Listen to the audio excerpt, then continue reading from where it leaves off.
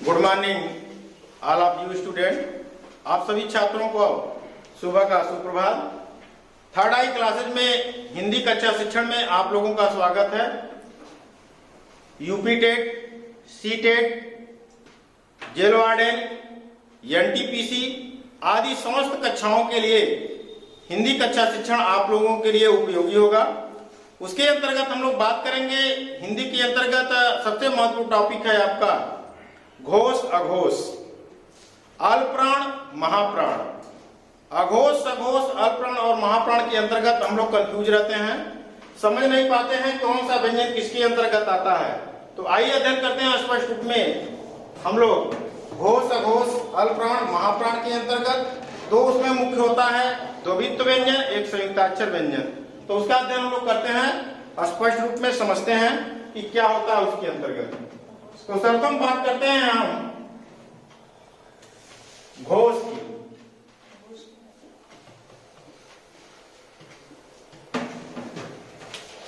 घोष का जो शाब्दिक अर्थ होता है, घोष का शाब्दिक अर्थ होता है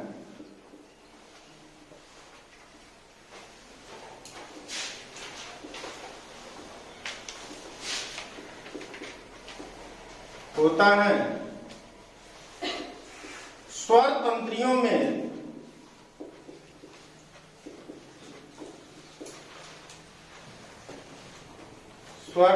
में ध्वनि का कंपन।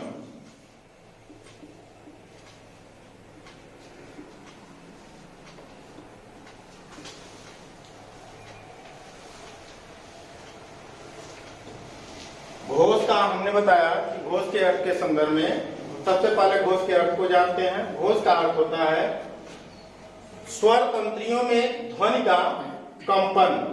यह जो जब हम बोलते हैं तो हमारे मुखार बिंदु से मुख से एक कंपन निकलता है, जिसके अंतर्गत कंठ तालु मूर्धा का स्पर्श होता है। तो यह जो है स्वर तंत्रियों में कंपन जो होता है वह घोष कहलाता है। घोष के प्रकार के अंतर्गत अगर हम बात करें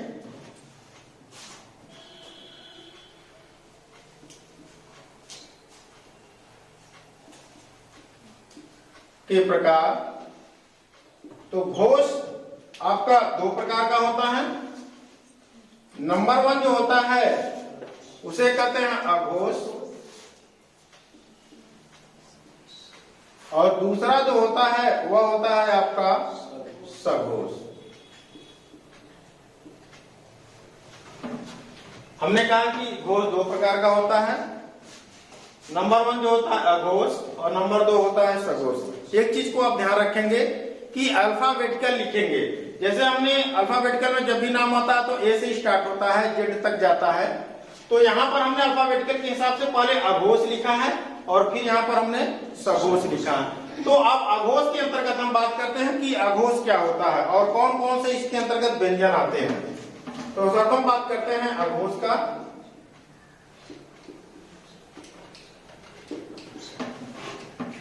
अघोष का परिभाषा होता है जिन ध्वनियों के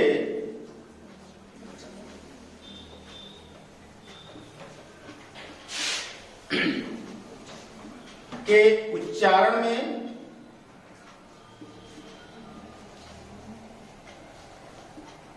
स्वर तंत्रियों में कंपन न हो, स्वर तंत्रियों में कंपन न हो, उसे अघोष कहते हैं।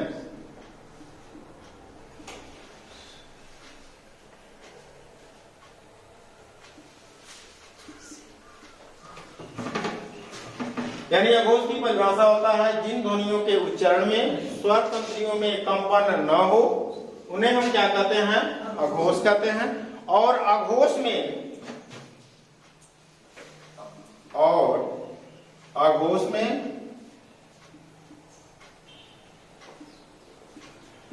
हर वर्ग का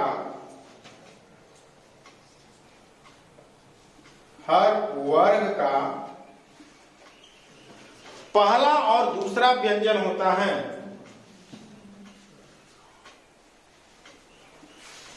पहला और दूसरा व्यंजन होता है। अब अगर हम हर वर्ग का पहला और दूसरा व्यंजन की बात करते हैं तो वह वर्ग कौन होता है? हिंदी में आपके 5 वर्ग होते हैं। क वर्ग होता है, च वर्ग होता है, ट वर्ग होता है, त वर्ग होता है और प वर्ग होता है। इसे हम शॉर्ट ट्रिक में भी कहते हैं। ट्रिक के द्वारा अगर हम बात करें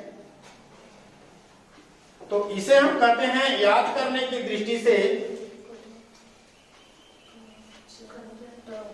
कचट तब। कचट तब के द्वारा हम 5 वर्ग का निर्धारण कर देते हैं। कचट तब का अर्थ हुआ यहाँ पर जैसे हम कह सकते हैं कठोर तपस्या। अब हम इसके द्वारा 5 वर्गों को अभी वर्णन कर सकते हैं। जैसे क से आपका हो जाएगा यहाँ पर क वर्ग, च से हो जाएगा आपका च वर्ग, ट से हो जाएगा आपका ट वर्ग,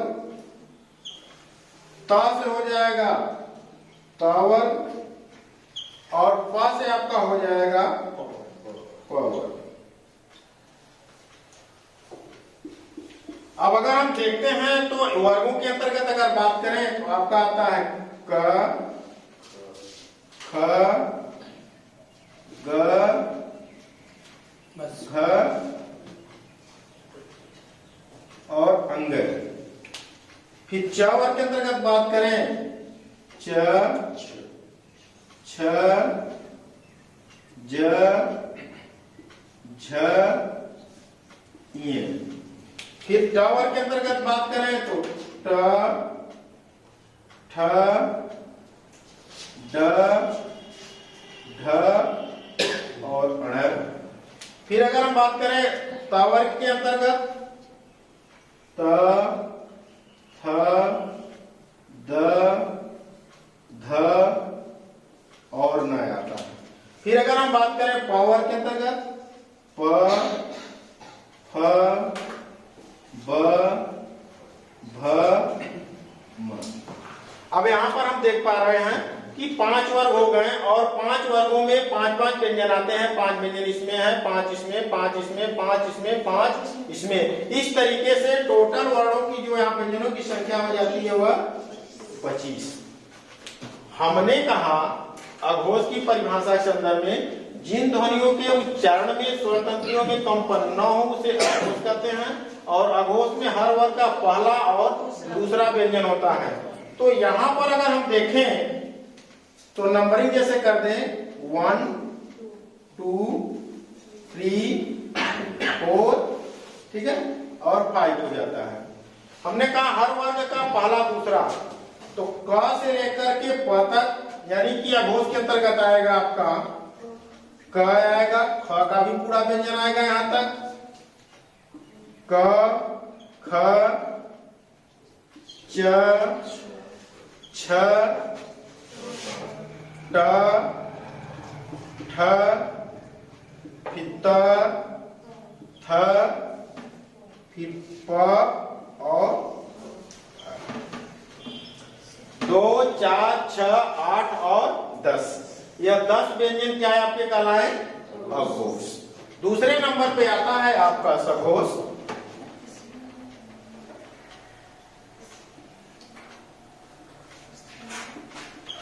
सघोष का परिभाषा होता है जिन ध्वनियों के उच्चारण में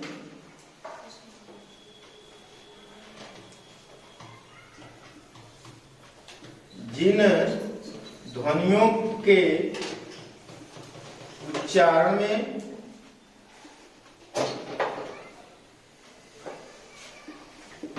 स्वर तंत्रियों में कंपन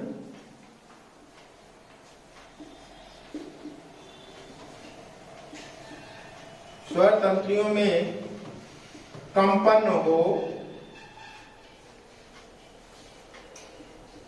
उसे सघोष कहते हैं।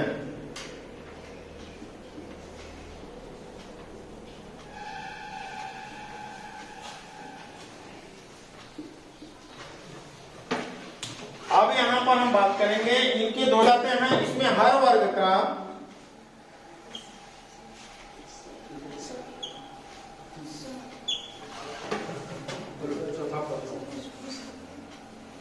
पहला दूसरा जब इसमें हुआ तो सघोष में बचा कौन सा? तीसरा, चौथा और पांचवा। तीसरा, चौथा और पांचवा, यानी कि जो तीसरा व्यंजन हुआ, चौथा व्यंजन और पांचवा व्यंजन हुआ, तो यहां पर हमारा हो जाएगा, जैसे ग हो जाएगा, घ, अंग, फिर हो जाएगा आपका ज, झ, ञ, फिर हो जाएगा ड, ढ, अण, फिर आपका हो जाएगा द, ध, न, फिर हो जाएगा ब, भ और म। यानी कि पहला दूसरा व्यंजन आपका अघोष कहलाया, सघोष के अंतर्गत तीसरा, चौथा और पांचवा व्यंजन हमारा क्या कहलाया? सघोष कहलाया। अब हम बात करते हैं, दूसरे नंबर पे आता है घोष के बाद अल्प प्राण और महाप्राण।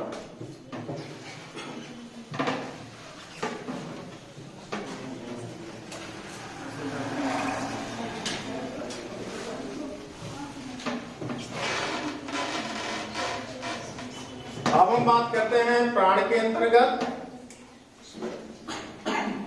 प्राण का अर्थ।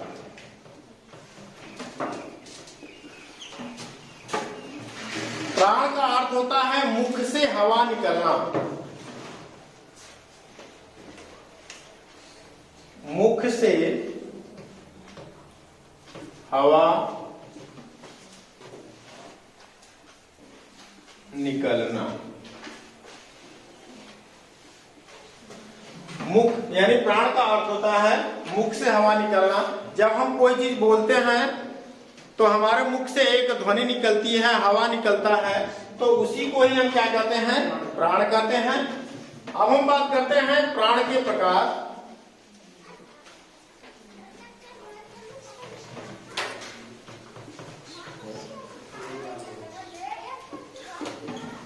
प्राण के दो प्रकार होते हैं।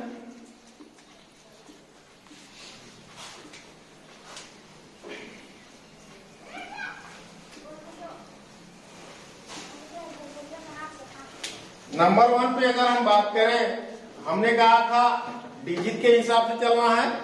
पहले कौन सा आएगा आपका? अल्प प्राण।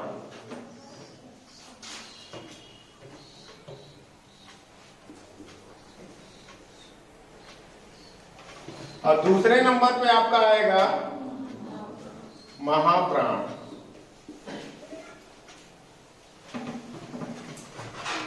यानी प्राण जो है दो प्रकार का होता है। नंबर 1 होता है अल्प प्राण और नंबर 2 होता है महाप्राण। अब यह हमें क्लियर करना है कि अल्प प्राण के अंतर्गत कौन व्यंजन आते हैं हर वर्ग का, और महाप्राण के अंतर्गत कौन व्यंजन आते हैं। तो बात करते हैं सर्वप्रथम हम अल्प प्राण की।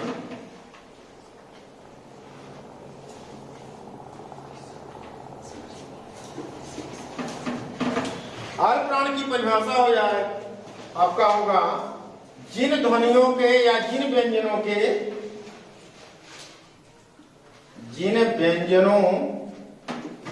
के उच्चारण में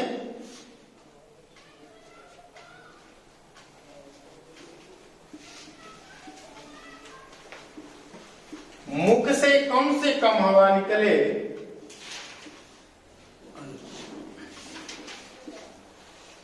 मुख से कम हवा निकले,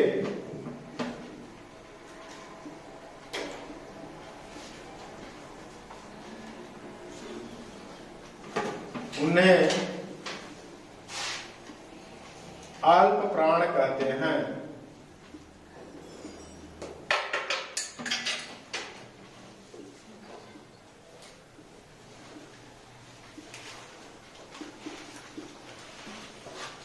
और अल्प प्राण में हर वर्ग का और इसमें हर वर्ग का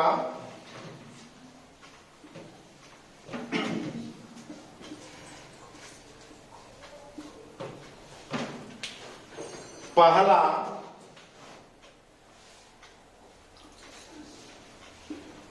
तीसरा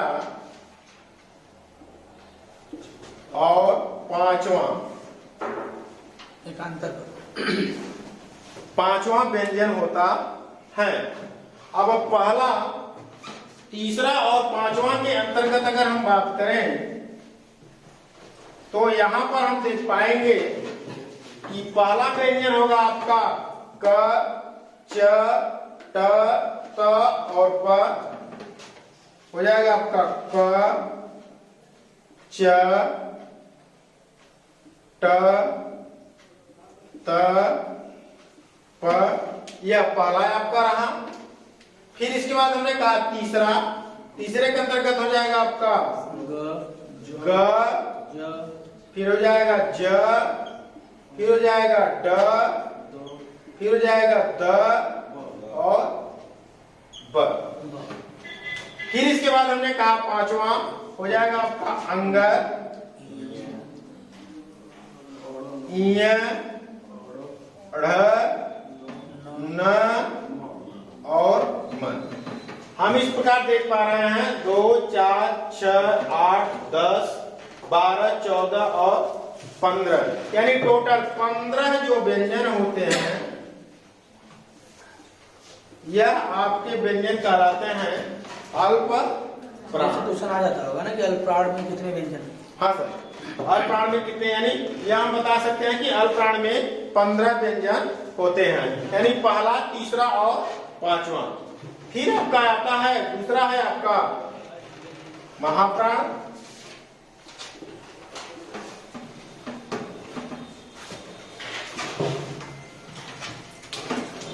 दूसरा आपका है महाप्राण।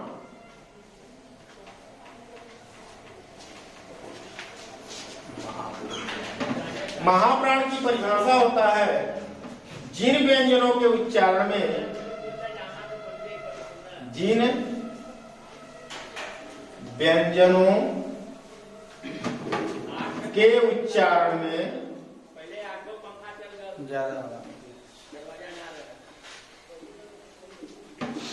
मुख से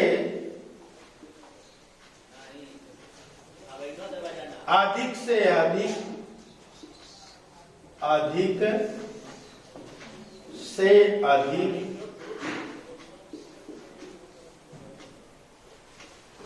हवा निकले,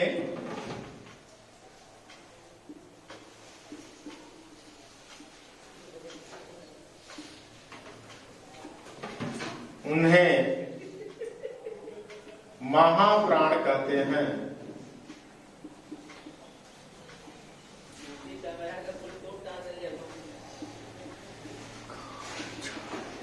और महाप्राण के अंतर्गत हर वर्ग का और इसमें हर वर्ग का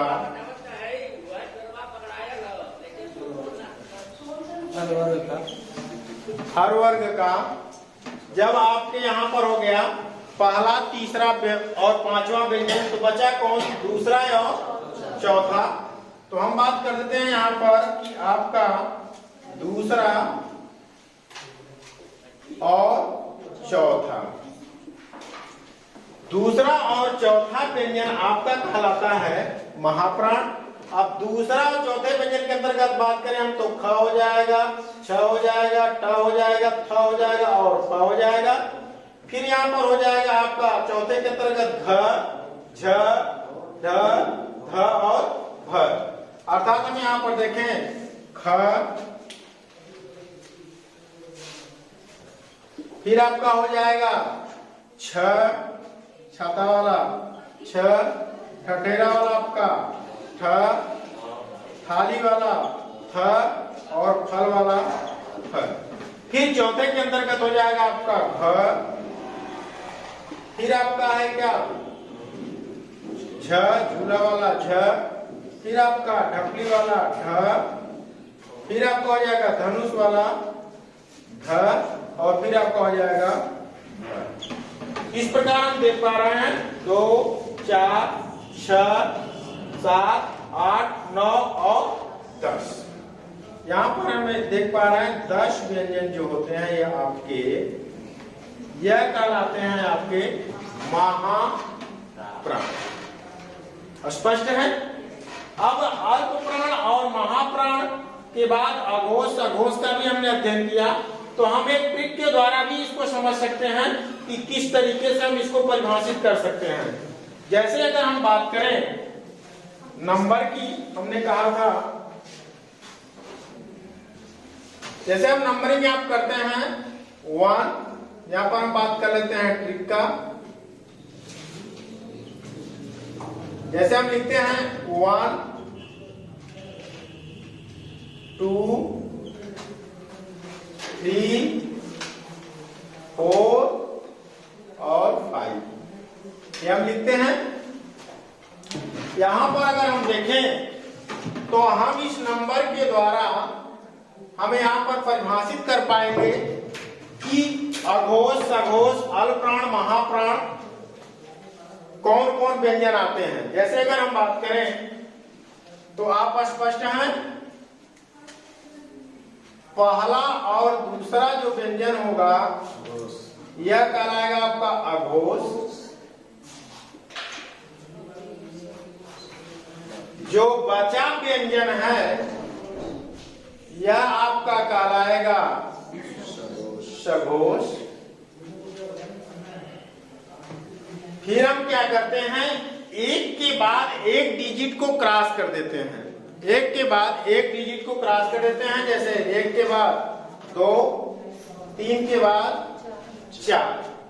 अब जो कटा हुआ डिजिट है यह जो है अलग, यानी जो बचा हुआ डिजिट है इसको हम पहले ध्यान करते हैं। यह आपका 3 बचा हुआ डिजिट है।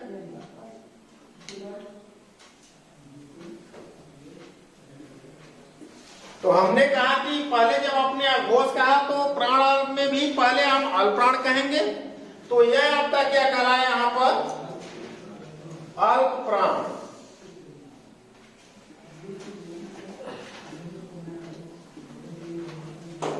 फिर आपका जो कटा हुआ डिजिट है यह डिजिट आपका कहलाया महाप्राण।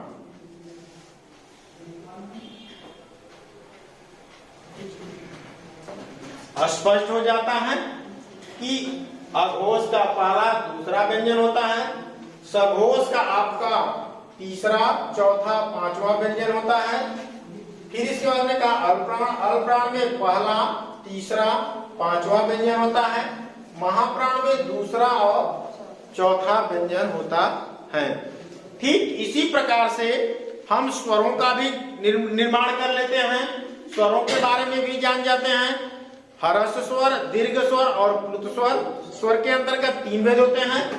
हमने जैसा कि आपको बताया है कि जो स्वर होते हैं वह स्वर आपके कितने होते हैं 11। 11 कितने स्वर होते हैं 11। तो स्वरों की अगर हम बात करें यहां पर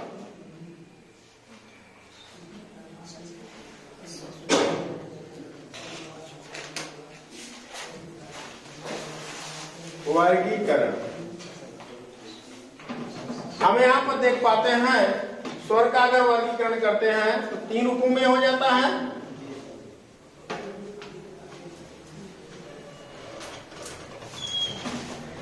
यहां पर अगर हम बात करें तो यह हो जाता है आपका ह्रस्व स्वर,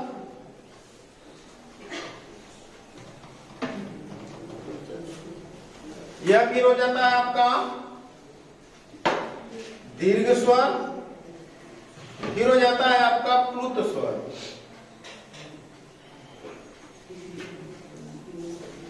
एक और बात आता है इसमें, कभी कभी ह्रस्व स्वर को दूसरे नाम से भी पूछ देता है, तो इसको हम कहते हैं मूल स्वर।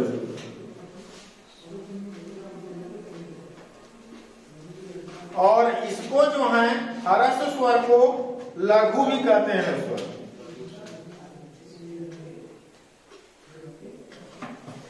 यानी ह्रस्व स्वर को मूल स्वर भी कहते हैं, लघु स्वर भी कहते हैं। फिर आपका होता है दीर्घ स्वर और प्लुत स्वर।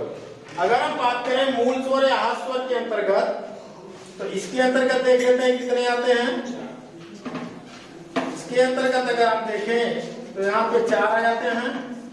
अ हो जाता है, छोटी हो जाता है, छोटा हो जाता है और ऋषि हो जाता है। फिर अगर दीर्घ स्वर के अंतर्गत अगर हम बात करते हैं तो इसके अंतर्गत भी आ जाते हैं आपके 7 होते हैं। आ, बड़ी ई, बड़ा ऊ, ए, आय, ओ, औ। प्लुत स्वर के अंतर्गत अगर हम बात करते हैं तो इसके अंतर्गत भी देख लेते हैं। यह पुकारने के संदर्भ में होता है, हम इस तरीके से करते हैं, या इसका सिंबल दूसरे रूप में भी कर सकते हैं, ऐसे भी हम कर लेते हैं, दोनों रूपों में लिखते हैं। अगर हम यहाँ पर देखें, हमने कहा जो स्वरों की संख्या होती है तो वह कितना होता है 11। आपका 11 स्वर होता है। यहाँ पर हम देखें तो स्वर यहाँ पर 4 होते हैं, यहाँ पर हम देख रहे हैं तो यहाँ पर 7 होते हैं। दोनों को प्लस अगर कर देते हैं 4 + 7 तो हमारा आ जाता है 11 स्वर। यानी ये स्वरों की संख्या भी हमारा क्या हो जाता है, क्लियर हो जाता है। स्वर के अंतर्गत एक चीज और भी बात आता है, यहाँ पर देखते हैं कि 11 स्वर के अंतर्गत जो होता है यह लेखन की दृष्टि से माना जाता है 11 स्वर, और उच्चारण की दृष्टि से अगर हम देखते हैं तो स्वर कितने होते हैं 10। और परंपरागत दृष्टि से अगर देखते हैं हम तो परंपरागत दृष्टि से स्वरों की संख्या 13। तो अगर हम वर्णों की काउंट करते हैं तो वर्णों की काउंट के समय हम जब बताते हैं तो हमने कहा कि जो होता है आपका यह वर्ण होते हैं हिंदी में, यानी व्यंजनों की संख्या कितनी होती है 35। 2 इसमें द्विगुण व्यंजन को जोड़ दिया जाता है तो हो जाता है 35। तो अगर कुल वर्ण अगर हम माने तो यहां पर हम देखते हैं 35 प्लस 10 अगर हम जोड़ देते हैं तो वर्णों की संख्या कितनी जाती है 45। लेकिन हम जब गणना करते हैं तो हम परंपरागत दृष्टि से जो स्वरों की संख्या 13 है इनको हम लेते हैं, तो यहाँ पर हम करते हैं 35 प्लस 13 प्लस 4 संयुक्त। तो इस तरीके से आपका हो जाता है 52। कितना हो जाता है 52 वर्ग। तो यह हम यानी स्वरों की संख्या हम क्या कर सकते हैं 11, और वर्णों की संख्या हम कहेंगे सही 52। ठीक है, आज के लिए इतना ही। आप लोगों को समझ में आया होगा तो चैनल को सब्सक्राइब जरूर करेंगे। अगला वीडियो आप लोगों को दूसरे पार्ट में प्रस्तुत करेंगे हम। आज के लिए इतना ही। जय हिंद।